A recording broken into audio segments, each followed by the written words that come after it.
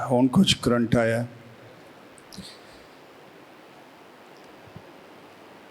पहले मैं आप में से हर एक को अप्रिशिएट करना चाहता हूँ। आप एक डिसिप्लिन के तहत हर क्लास में आते हैं ताकि खुदा का कलाम सीखें, और वो भी जो हमारे साथ ऑनलाइन हैं वो भी वक्त दे रहे हैं। तो मेरी दुआ है कि खुदावंद इफ्सियों का ख़त जो हमने एक क्लास पहले शुरू किया उसको हमारे लिए बाइस बरकत बनाए, हमारे साथ हो, रूहुल कुद्स की कुदरत से हमारी रहनुमाई करे। पिछली क्लास में हम इफ्सियों के ख़त का तारुफ, अगर आपको याद हो तो वो पढ़ रहे थे। आप में से पिछली क्लास में कौन कौन था? ओके, तो अब मुझे ठीक तो याद नहीं, लेकिन हमने देखा था कि इफ्सियों के ख़त में क्रिश्चियन फेथ का ज़बरदस्त मुकाशफा है। इस ख़त के बारे में दूसरे मुसन्निफ़ीन जिन्होंने मसीह की खिदमत की वो इस ख़त के बारे में क्या कहते हैं, याद आ गई बात? तो हमने बातें देखी थी कि ये खतूत की मलका है। फिर हमने देखा था कि ये ख़त पौलुस की तहरीरों में एक ताज की हैसियत रखता है। फिर हमने जॉन कैल्विन, जो कि बहुत बड़ा थियोलॉजियन गुजरा है, उसका कहना था कि इफ्सियों का ख़त उसका दिलपसंद ख़त है। फिर हमने कॉलरेज, एक पोइट है था ब्रिटिश कॉलरेज, उसका कहना है कि इफ्सियों का ख़त इंसान की इलाही तरीन तसनीफ़ है। फिर हमने छठी बात देखी कि जिस तरह सितारे पुकार पुकार कर कहते हैं कि हमारा कोई क्रिएटर है, इसी तरह इफ्सियों का ख़त पुकार पुकार कर कह रहा है कि मुझे लिखने वाला रूहुल कुद्स है। सातवां मेरा ख्याल है पॉइंट हम देख रहे थे। फिर हम इफ्सियों दूसरे बाब में आ गए। इस ख़त में ईमानदारों के लिए, यानी ऐसे क्रिश्चियंस जो नाम के नहीं, तजर्बे के तौर पर नई पैदाइश पा चुके हैं, दरअसल वही ईमानदार हैं, उनके लिए इफ्सियों के ख़त में खुदा के अबदी मंसूबे का जिंदा मुकाशफा पाया जाता है कि हम क्या थे। हम मुर्दा थे रूहानी तौर पर। इफ्सियों दूसरा बाब याद आ गया। खुदा ने हमें कहां से उठाया? इफ्सियों दो बाब में हमने देखा कि हम पर खुदा का गज़ब था, हम गज़ब के फर्जंद थे, अबलीसी कुव्वतों के नीचे थे, हम जहन्नम का ईंधन थे, खुदा से जुदा थे, मगर खुदा ने अपनी मोहब्बत हम पर जाहिर की, हम पर फजल बख्शा, हमें ईमान बख्शा, हमें यीशु के साथ आसमानी मकामों पर बिठाया। मेरा ख्याल है पहली क्लास में हमने यहाँ तक बातें की थी। आठवीं बात, लिख लीजिए, इफ्सियों के ख़त में अगरचे इलाहियाती कंट्रोवर्सी तो नहीं है, यानी मुतज़ाद किस्म के पॉइंट्स तो नहीं हैं जैसे गलतियों के ख़त में है, रोमियों के ख़त में है। कोई पास्टोरल मसाइल नहीं है जैसे थिस्सलुनीके के खतूत में है, क्रिंथियों के खतूत में है, बल्कि इफ्सियों के ख़त में एक स्पिरिचुअल पास्टर की रूहानी वार्मथ या हिद्दत या हरारत, गरमाइश एक पास्टर ईमानदारों के लिए एक बाप की तरह क्या फील करता है, ये स्पिरिट इफ्सियों के ख़त में मौजूद है। पास्टर की नसीहतें हैं कि भी फैमिली में कैसे रहना है, जॉब पर कैसे रहना है, रूहानी लड़ाई कैसे लड़नी है, कलीसिया में हमारा हिस्सा क्या है, हम मसीह में कौन हैं। हमें मजबूत करने के लिए इफ्सियों के ख़त में ये तालीम पाई जाती है। रूहानी सेंसिटिविटी है, इसके अंदर निजात की गहराई के साथ, वसअत के साथ तालीम पाई जाती है। इतनी अच्छी तालीम है कि अगर हम इसको सुकून के साथ इस खत को पढ़ते ही जाएं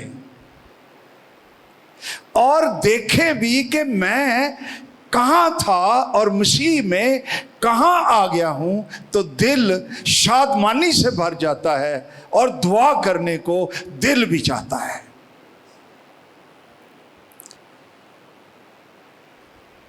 नौवां पॉइंट,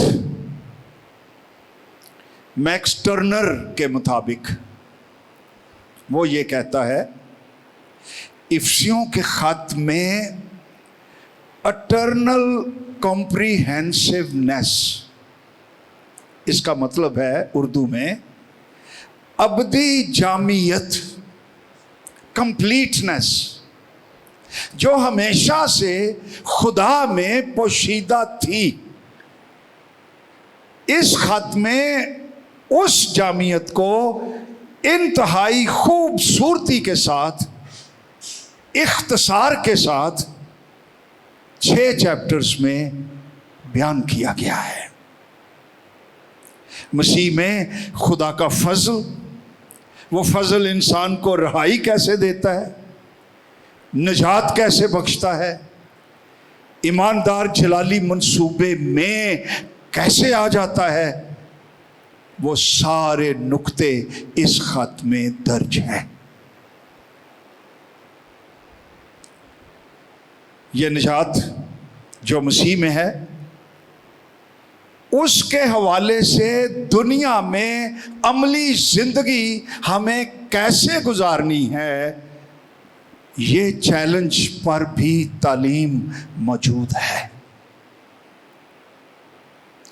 जिस वजह से सदियों के बाद भी आज भी लोग इस खत से मोहब्बत करते हैं, इसे पढ़कर उनकी रूहानी तरक्की होती है, इसकी वो मुनादी करते हैं। और 10वां पॉइंट है इस खत में, ईमानदारों के लिए रूहानी बलूगत की तरफ जाने का खुदा का इंतज़ाम क्या है कि वो स्पिरिचुअली मैच्योर हो जाएं, मसीह के कद के अंदाजे तक पहुंचें, कलीसिया को जलाली बनाने की तालीम इस खत में मौजूद है। इफसियों 4 बाब उसकी 13वीं आयत। आओ देखें इस आयत को कि ईमानदारों को रूहानी तौर पर बालिग करने के लिए खुदा ने कलीसिया में क्या इंतज़ाम कर रखा है, इस चीज़ की तालीम इफसियों के ख़त में मौजूद है। 4था बाब देखिए,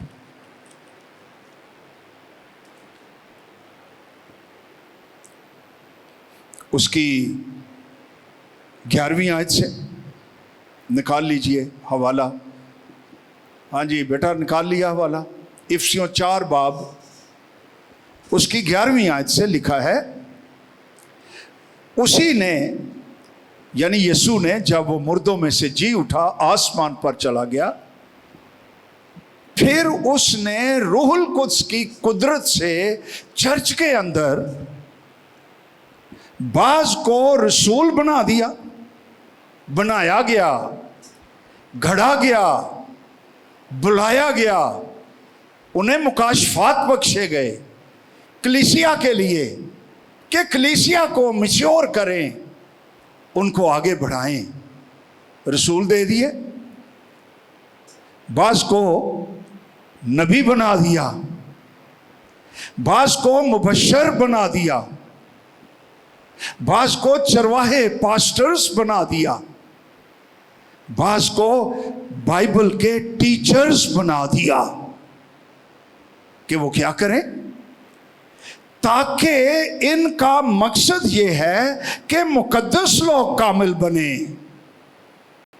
ये पहला काम है पास्टर्स का, लीडर्स का, कि ईमानदारों को, कलीसिया के लोगों को, मुकद्दस लोगों को कामिल बनाए। दूसरा काम है खिदमत गुजारी का काम किया जाए, वो इतने कामिल बन जाएं, इतने मैच्योर हो जाएं कि वो भी खिदमत करनी शुरू कर दें। ये यीशु ने इस खत में तालीम दी है कि पूरी की पूरी कलीसिया कैसे रूहानी हो, कैसे जुलाली हो, कैसे मजबूत बने। उसने लीडर्स दिए कि वो ये काम करे। 2 गल्लां हो गया। आगे लिखा है, और मसीह का बदन तरक्की पाए। तो लीडर्स हमें क्यों दिए गए हैं? कौन सी 3 बातें हमने देखी? क्यों भी दोस्तों? वाई लीडर्स दिए गए? पहला काम क्या देखा? मुकद्दस लोग यानी ईमानदार, इन्हें मुकद्दस लोग कहा गया है। वाह, वो कामिल बने, ये इनका काम है। दूसरा काम क्या लिखा है? खिदमत गुजारी का काम किया जाए। तीसरा, इन लीडर्स का क्या मकसद है? हाँ, मसीह का बदन यानी कलीसिया तरक्की पाए। वाह, ये भी इफसियों के खत का मुआद है। अच्छा, कब तक लीडर्स ये खिदमत करते रहें? आगे लिखा हुआ है, क्या लिखा हुआ है? जब तक, कब तक चर्च के लीडर्स ट्रेन करते रहें, तरबियत देते रहें, उनको हौसला देते रहे, जब तक हम सब के सब यानी सारी कलीसिया, सारे ईमानदार, जब तक सारे ईमानदार खुदा के बेटे के ईमान, ये पहली बात आ गई, उसकी पहचान में, यीशु के ईमान में, यीशु की पहचान में सारे ईमानदार एक ना हो जाए, कामिल इंसान ना बने। यानी इसका मतलब है मसीह के पूरे कद के अंदाजे तक ना पहुंच जाए।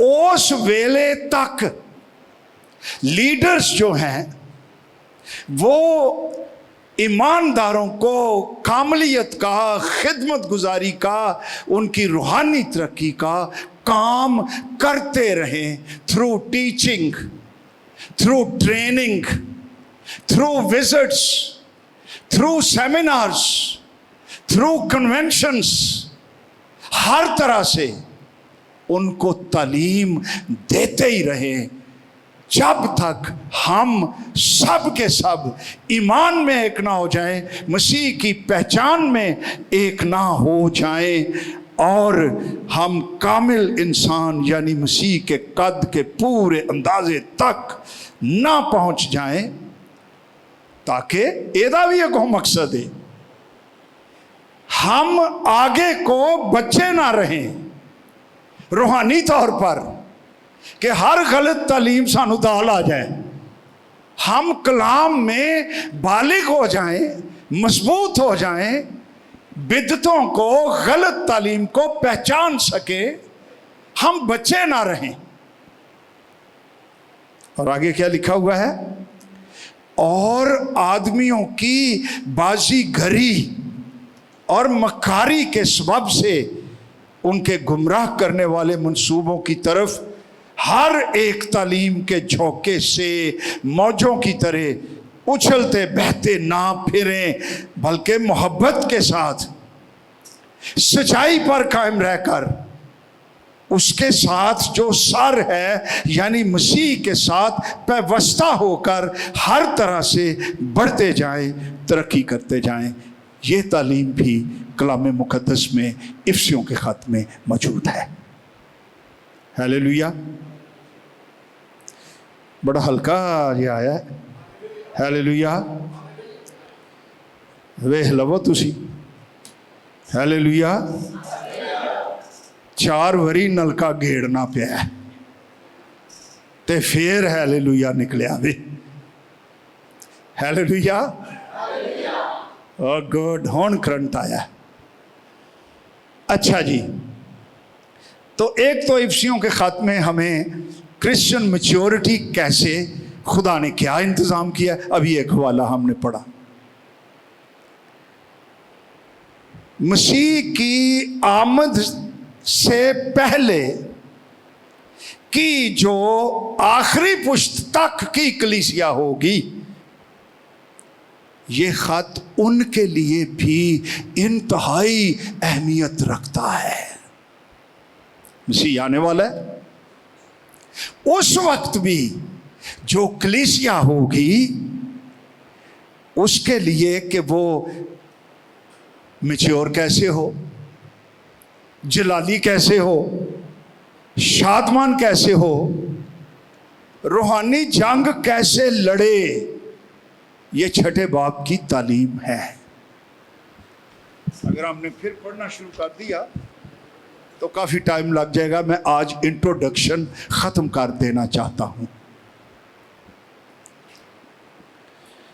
लो जी, ये बातें तो हमने इफ्सियों के ख़त में 6 बाब में जो पॉइंट्स हैं तालीम के, उनके बारे में देखा। अब एक नया पॉइंट फ्रेंड, यारी कच्ची हुंदी जा रही है। तेज हो तेज। अच्छा जी, टॉपिक लिख लीजिए कि इस खत को लिखने वाला कौन है।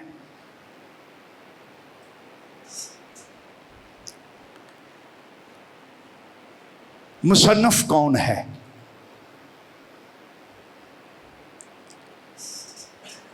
आओ देखें, इफ्सियों पहला बाब पहली आयत।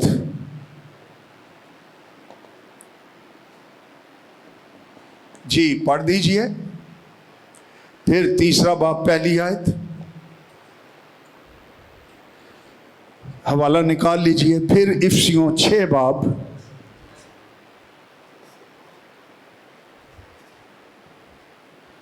19-20 आयत।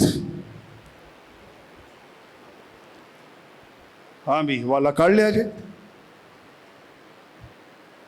किसने निकाल लिया है? पढ़ दीजिए भाई जी बुलंद आवाज से जी। आहा, पौलुस की तरफ से जो खुदा की मर्जी से मसीह यस्सु का रसूल है। ये खुदा की मर्जी से किसका रसूल है? खुदा का, खुदा की मर्जी से मसीह यस्सु का रसूल है। क्या बात है, मसीह यस्सु का रसूल है। ये खत किसने लिखा? मुकद्दस पौलुस रसूल। पौलुस रसूल ने। वो किसी इंसान की तरफ से नहीं, मिशन की तरफ से नहीं, माँ बाप की मर्जी के मुताबिक नहीं, वो खुदा की मर्जी से, खुदावंद की तरफ से रसूल है यीशु मसीह का। उसकी जिंदगी का बुलावा और मकसद ही ये है कि वो यीशु मसीह के लिए नए इलाकों में नई कलीसियाएं कायम करे। ये रिसालत का मतलब है। आगे क्या लिखा हुआ है? पूरी आयत पढ़ दो। पौलुस की तरफ से जो खुदा की मर्जी से मसीह यीशु का रसूल है। उन मुकद्दसों के नाम जो इफिसस में हैं, जिन्होंने लिखे है उन मुकद्दसों के नाम जो देखो ईमानदार सारे मुकद्दस कहलाते हैं। बेटा आप समझ रहे हैं? हर जात याफ्ता शख्स, हर वो शख्स जिसने मसीह को कबूल कर लिया है, जो मसीह में है, जो उसके बदन यानी कलीसिया का रूह में हिस्सा है, बपतिस्मा लिया हुआ है, वो कलाम के मुताबिक कौन है? मुकद्दस। जोर नाल बोलो। मुकद्दस लोग। वो मुकद्दस है। वो मसीह के लिए अलग कर लिया गया है।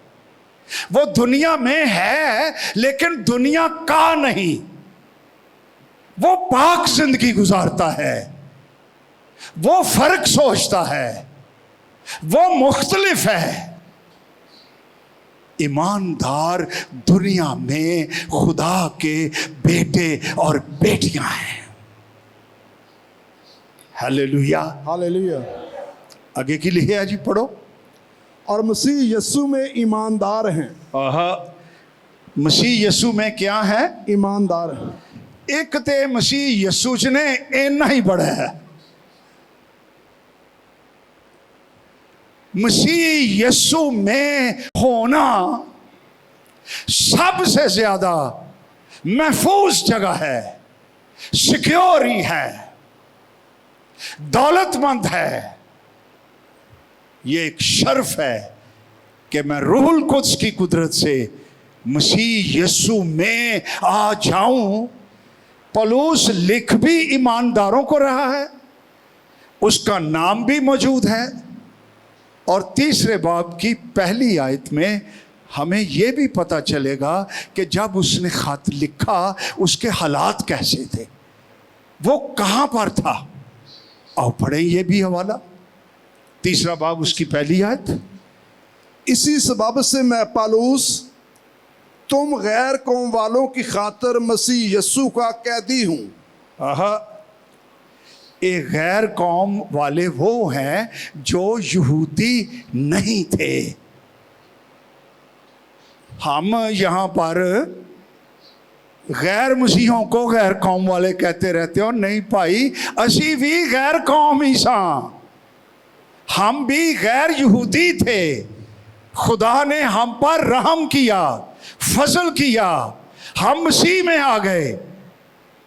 और आज हम उसकी कौम, उसकी नस्ल, उसके लोग हैं, उसकी उम्मत है। तो क्या पढ़ा? इसी सबब से मैं किन को लिख रहा हूं, मैं कौन हूं? इसी सबब से मैं पालूस तुम गैर कौम वालों की खातर मसीह यस्सु का कैदी हूं। मसीह यस्सु का कैदी हूं। ये उस वक्त कैद में था, जेल में था। अंजील सुनाने की वजह से दुनिया रोक रही थी। रूहुल कुद्स की आग उसको लिए फिरती थी और वो प्रीचिंग करता था, मारे भी खाता था, जेलों में भी जाता था, भूखा भी रहता था, लेकिन कलीसियाएं बनाता ही रहता था और खुदा के काम के लिए मेहनत करता ही रहता था। Hallelujah, hallelujah, praise Lord. आगे 6 बाब की 19-20। ये पहली आयत पढ़ ले। हाँ जी, पूरी कौन 6वां बाब? वो भी पढ़ो, 19 ते 20 आयत। 6वां बाब। कलाम मुकद्दस में यूं लिखा है, और मेरे लिए भी, ताकि बोलने के वक्त मुझे, मेरे लिए की, मेरे लिए भी दुआ करो। देखो, इतना बड़ा रसूल कलीसिया के लोगों को कह रहा है कि मेरे लिए भी दुआ करो। तो की दुआ करो? ताकि बोलने के वक्त मुझे कलाम करने की तौफीक हो। देखो, वो ये नहीं कह रहा वो दुआ करो मैं जेल चोर कट निकला विचों, रिहा हो जाऊं। नहीं, उसको फिक्र है वो मैं कलाम की मुनादी कर सकूं। जेल में हूं तो कैदियों को, सिपाहियों को, बाहर हूं तो पब्लिक को, मेरे लिए ये दुआ करो कलाम मुझ पर नाज़िल हो, कलाम का दरवाज़ा मुझ पर खुले और मैं खुदा का काम दिल भर कर करता ही रहूं। Hallelujah, hallelujah, praise Lord. आगे जी। ताकि बोलने के वक्त मुझे कलाम करने की तौफीक हो, जिससे मैं खुशखबरी के भेद को दलेरी से जाहिर करूं। ऐ दुआ करो मेरे लिए कि मैं अंजील को, जो खुदा का भेद है, बरकतों से भरा हुआ खजाना है इंसान के लिए, जब मैं इसको सुनाऊं तो रूहुल कुद्स मुझ पर नाजिल हो और मैं दिलेरी से खुदा का कलाम लोगों को सुनाऊं। Hallelujah, hallelujah, praise Lord. आगे जी। जिसके लिए जंजीर से जकड़ा हुआ एलची हूं। अंजील की खातर मैं इस वक्त जंजीरों में हूं, कैदी हूं, रोक दिया गया हूं, लेकिन रूहुल कुद्स की कुदरत मेरे साथ है। तुम दुआएं करो कि मैं अंजील मुकद्दस की मुनादी जोर शोर से करता ही रहूं। Hallelujah, praise. चंगी तरह कह लो हालेलुया, जरा से कई मत जाणगे जे। करो कुड़ियों हालेलुया। हालेलुया। राम दे नाल बैठियां जे, कोई काम तो वेल मिलिया जे। हाँ जी, आगे इसको मैं दोबारा फिर पढ़ूंगा 20वीं आयत को। जिसके लिए पढ़ ले जी, पढ़ ले, स्वाद लैके पढ़, वे की खुदा दा खादम कहन दिया है। जिसके लिए जंजीर से जकड़ा हुआ एलची हूं और उसको ऐसी दलेरी से बयान करूं जैसा कि बयान करना मुझ पर फर्ज है। मेरे ते ये मेरी ड्यूटी है कि मैं अंजील को, यीशु को दिलेरी से दुनिया के अंदर मैं उसका नाम बुलंद करूं और उसका कलाम फैलाऊं। ये 3 आयतें हमें बताती हैं कि मुसन्निफ कौन है? मुकद्दस पालूस रसूल। बेटा जोर से बोलो, मुकद्दस पौलुस रसूल। जब उसने खत लिखा वो कहां पर था? कैद में ईमानदारों को दुआ की दरखास्त करता है कि दुआ करो और मुलाकाती रोजी आउन। कह रहे हैं उन्हों अपनी फिक्र ही नहीं, और मुझे रसद पहुंचे और मेरी रिहाई हो और मुझे जेल में से निकालो। नो, वो कहता है दुआ करो ताकि कलाम का दरवाजा मुझ पर खुला रहे, मैं अंजील को दिलेरी से, सफाई से मसीह खुदावंद को दुनिया में पेश कर सकूं। Hallelujah, hallelujah, praise Lord. अच्छा, हुण तुसी आपे ही मुआजना कर लवो।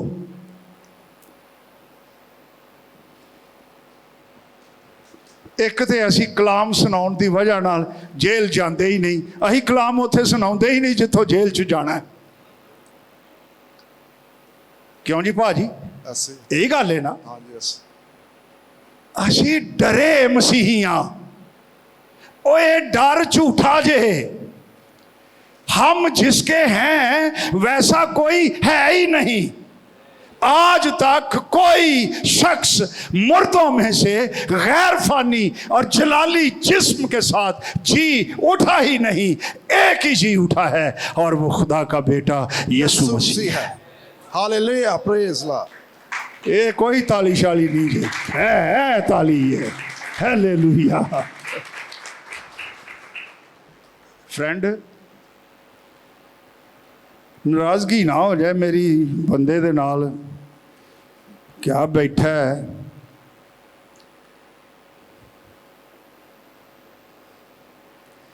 हाँ जी, कहाँ तक पढ़ा जी? 21-22 आयत भी पढ़ ली है। नहीं सर, 20वीं आयत तक पढ़ा है। 21-22 आयत हमें बताएगी कि ये खत जब रसूल ने लिख लिया तो लेकर उनके पास कौन गया था? हाँ जी, 21-22 आयत। और तुखकिस जो प्यारा भाई और खुदावंद में दयानतदार खादम है तुम्हें सब बातें बता देगा ताकि तुम भी मेरे हाल से वाकिफ हो जाओ। क्या नाम है उस शख्स का? तुखकिस। तुखकस या तुखकस की ये कोई यूनानी ना ही लगता है मैनू। ये वो शख्स है, रसूल कहता है वो प्यारा भाई है, वो खुदावंद में ध्यानतदार खादिम है। इसके हाथ वो ये इफ्सियों का खत मुकाशफात दे खजाने ही उन्होंने फड़ा दिते कि जा भाई कुलसे च जाके एक खत तू दे दे। Hallelujah, hallelujah, praise. वो क्या करेगा? वो तुम्हें सब बातें बताएगा। तो तुम्हें सब बातें बता देगा ताकि तुम भी मेरे हाल से वाकिफ हो जाओ। हाँ, कि मैं किस तरह रहता हूं उसको मैंने तुम्हारे पास इस वास्ते भेजा है कि तुम हमारी हालत से वाकिफ हो जाओ और वो तुम्हारे दिलों को तसल्ली दे। तो इस खत को लेकर जाने वाला कौन था? तुखकिस। जोर नाल बोलो। तुखकिस। ये की पेश किथे पई है भाजी? है काफ्ते पई है ना, ते फिर एक कुस होना चाहिए ना भाजी। हाँ, तुखकिस नहीं, किस ते जेर हो गई ना जी। सॉरी ਐਵੇਂ ਨਾ ਹੁਣ ਸਾਨੂੰ ਇੰਜ करो। काफ दे उत्ते की पिया है? जी, पेश भी पई है, नीचे जेर भी है। जेर किथे वे? जेर भी है। ते हाँ नहीं, तेज नहीं, आगे खेर जेर। खे दे उत्ते थले जेर है। हाँ, तुखकिस। ਇਹਦੇ ਤੇ पेश पई है। हाँ जी, तुख किस। तुख कुश ऐ ही फिर बनया।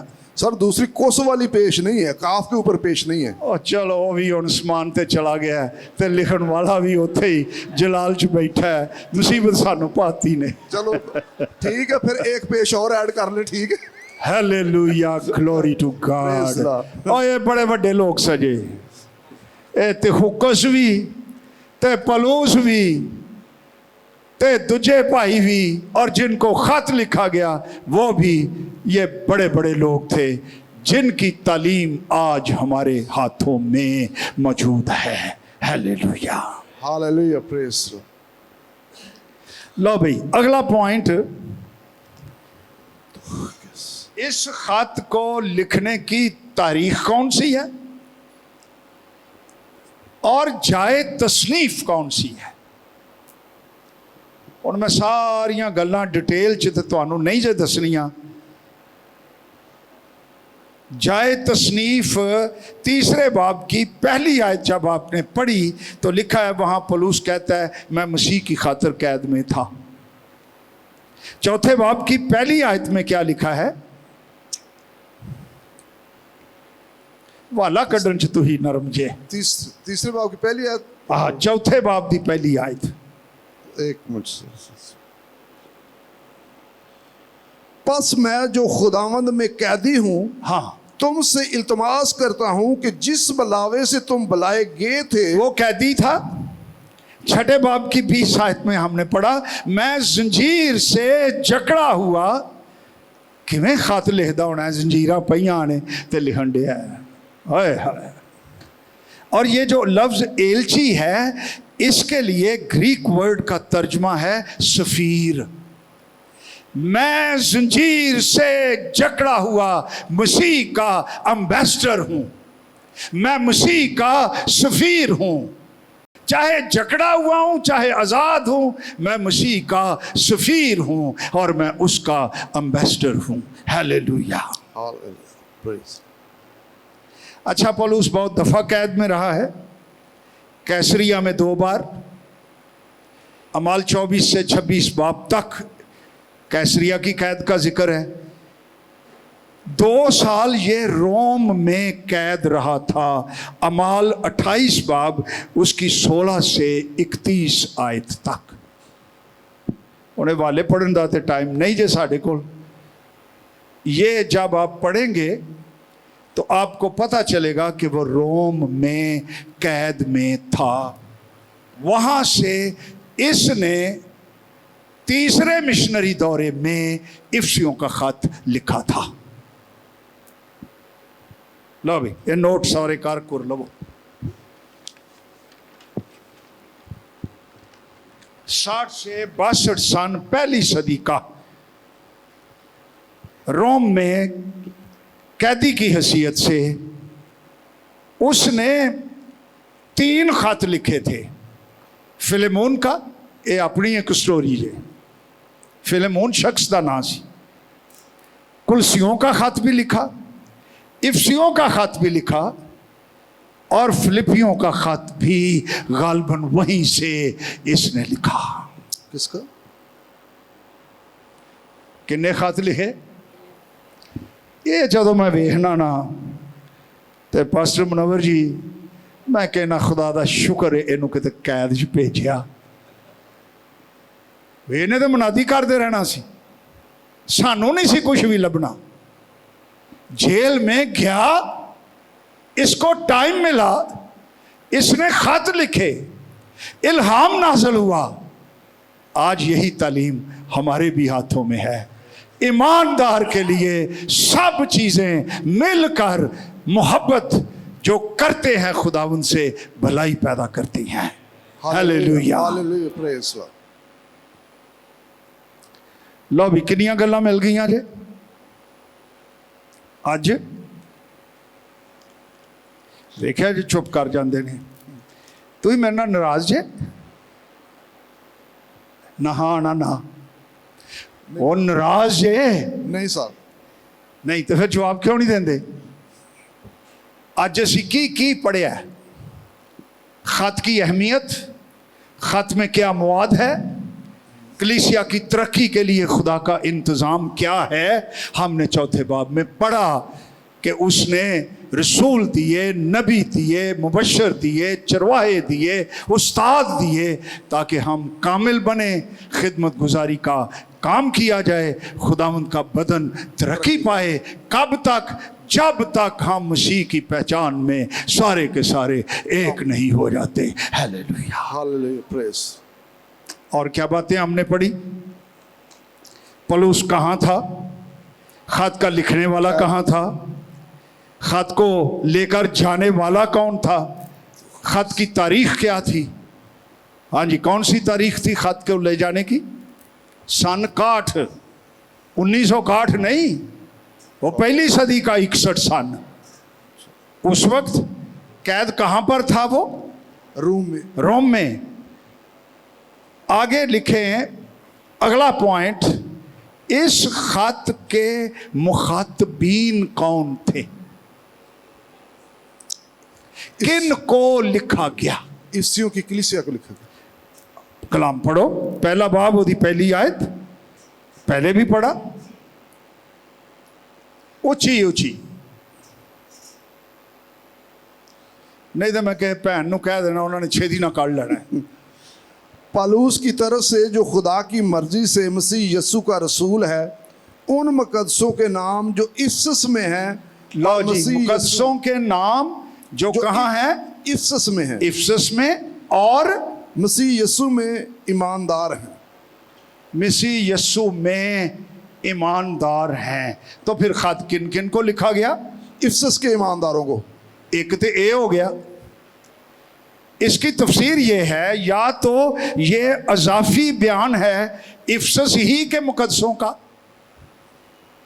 या इफसस के ईमानदारों को भी लिखा गया, और दुनिया में जहां कहीं मसीह यीशु में ईमानदार हैं, वो कहीं पर भी हैं, कोई भी हैं, उन सब को ये खत लिखा गया, हमें भी लिखा गया।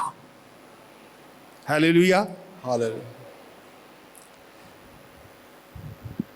इफसस जो है, इसका जिक्र पौलुस रसूल इफसस में 3 साल रहा था,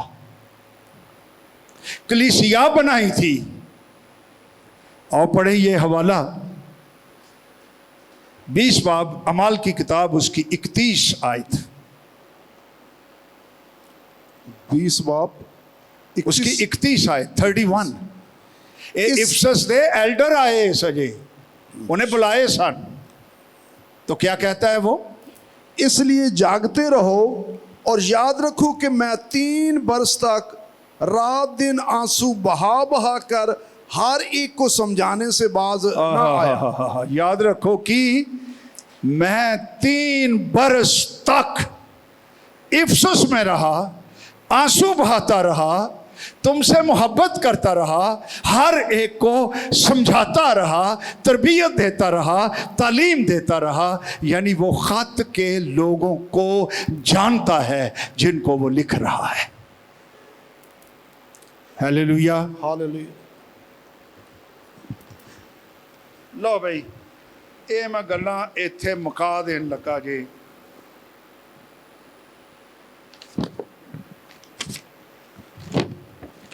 अजे ते मुकदा ही नहीं गा पिया, छेती छेती लिख लो, अज फिर तारफ ही होएगा जी। अगली क्लास च असी फिर मटीरियल वाले टुर पाएंगे। इस खत का मकसद और पैगाम क्या है, नोट कर लीजिए। इफसियों के खत में बताया गया है कि कलीसिया जिसे मसीह का बदन कहा गया है, वो कौन है?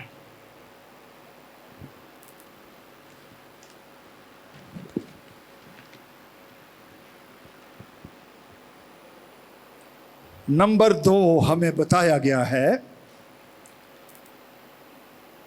कि यहूदी भी और गैर कौम भी, इधर यहूदी ऐसा आ रहे, बीच में सलीब आ गई, इधर गैर कौम किन्ने बड़े जे, यहूदियों में से भी गैर कौम में से भी जो कोई मसीह पर ईमान लाते हैं, सलीब में से निकलकर एक नई कम्युनिटी बन जाते हैं। ये मसीह का बदन है। हालेलुया। हालेलुया। प्रेज। और पढ़ें एक हवाला, इफसियों 2 बाब 11वीं से 18वीं आयत तक।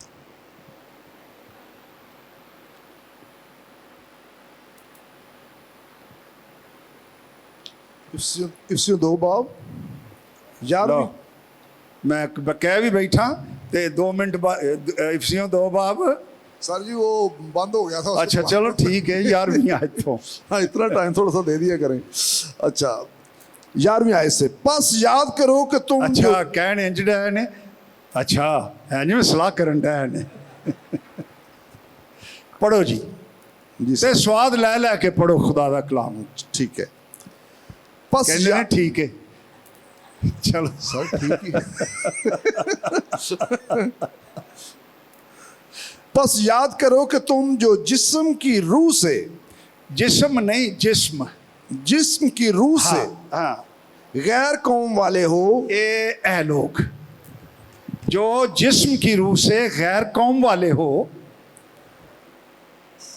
और वो लोग जो जिस्म में हाथ से किए हुए खतना के सबब से मखतून कहलाते हैं, ते ए जिन्हां दे खतने होए ने ए मखतून कहलांदे ने। ए फर्क ने। तुमको नामखतून कहते हैं। ਤੁਹਾਨੂੰ ਕਹਿੰਦੇ ਨਾ ਮਖਤੂਨ ਇਹ ਹਕਾਰਤ ਜੇ, ਜਿਵੇਂ ਸਾਨੂੰ ਨਹੀਂ ਇੱਥੇ ਕਹਿੰਦੇ, समझ ते गए हो ना। हाँ जी।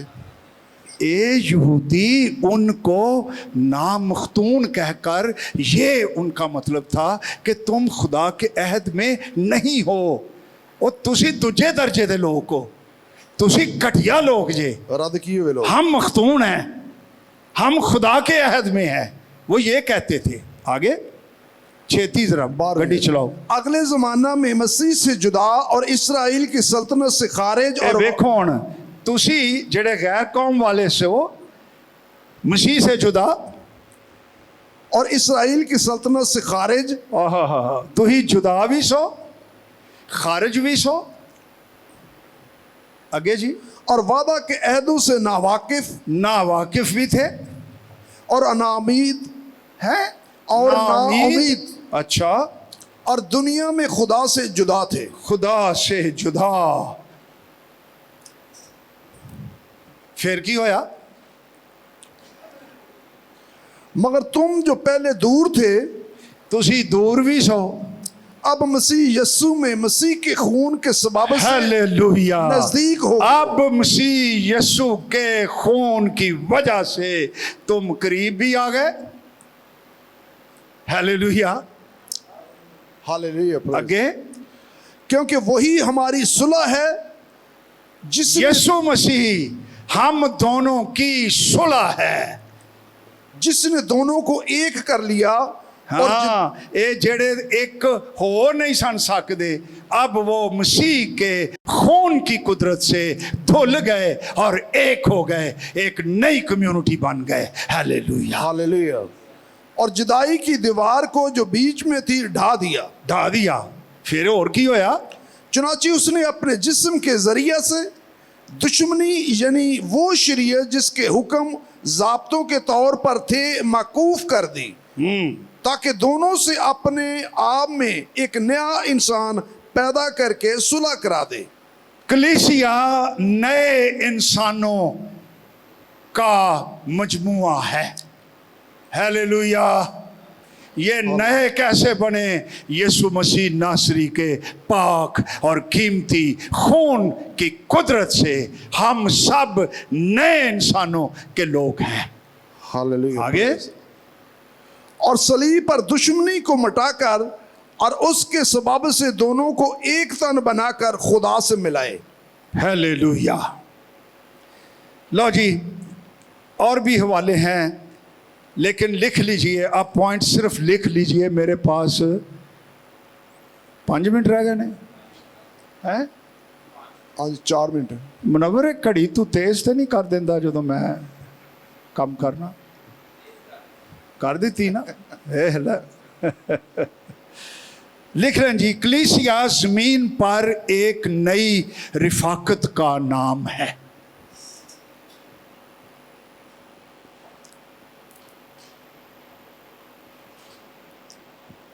नंबर 3, कलीसिया के जरिए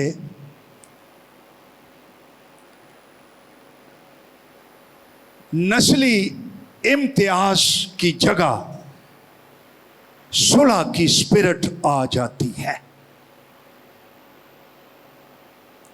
ताकि वो अंजील मुकद्दस की मुनादी दुनिया में करें।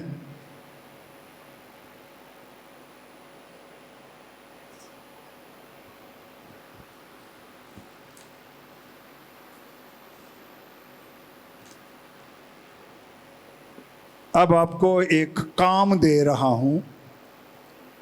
इफ्सियों के खत के 6 अबवाब में आपने ढूंढना है